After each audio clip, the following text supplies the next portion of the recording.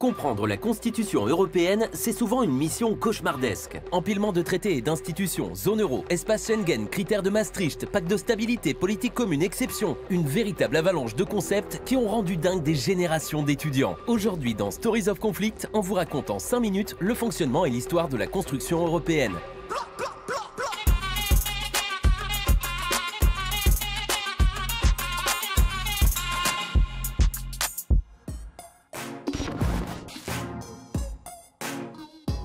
À la base, la construction européenne, c'est le rêve d'unité d'un continent qui n'a pas hésité à s'automassacrer durant des siècles.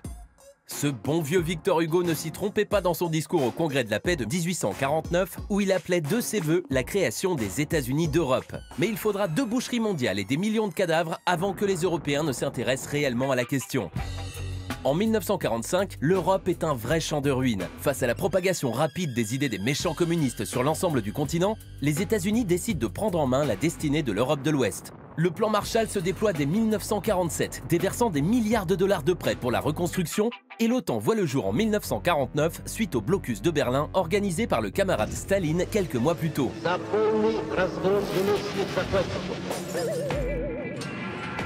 Le 9 mai 1950, le ministre des Affaires étrangères français Robert Schuman prononce un discours qui est le point de départ de la construction européenne telle que nous la connaissons. Par des réalisations concrètes, créant d'abord une solidarité de fait. Avec la création de la CECA, Communauté économique du charbon et de l'acier, la France, l'Allemagne, l'Italie et le Benelux mettent en commun leurs ressources pour éviter de potentiels conflits futurs. Un projet d'Europe de la défense est même mis sur la table mais abandonné en 1954. Le parapluie militaire américain l'emporte sur une armée fédérale européenne. Et cet échec va marquer les esprits. L'Europe doit se construire par l'économie, avec des réalisations concrètes sans toucher aux fonctions régaliennes des États. C'est la logique du traité de Rome de 1957 qui institue la Communauté économique européenne, ou CEE, avec pour objectif principal la création d'un marché commun.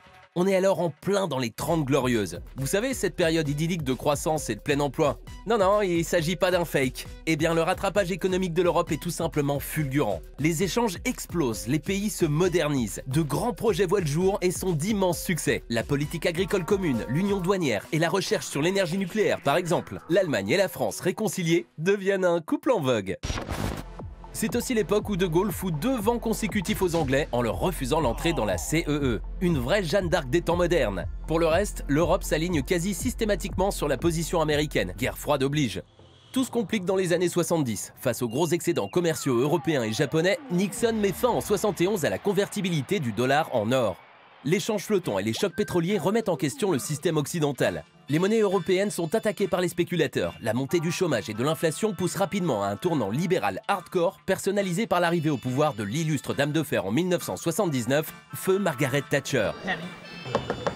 Et oui, entre-temps, les Anglais ont rejoint le club en 1973 et vont déjà semer la zizanie en demandant un rabais sur leur participation au budget européen. Et surtout, une Europe à la carte. We wanted £1,000 million of our own money back. C'est durant cette période que l'euroscepticisme commence à se développer sous fond de crise. Mais le cœur y est toujours, et les dirigeants, tout particulièrement François Mitterrand et Helmut Kohl, vont pousser vers une intégration économique plus forte. C'est ce qu'on a appelé le moteur franco-allemand. En 86, l'Europe des 12, avec Grèce, Espagne et Portugal récemment membres, signe l'acte unique européen qui prévoit la réalisation du marché unique d'ici 1993 avec 4 libertés de circulation.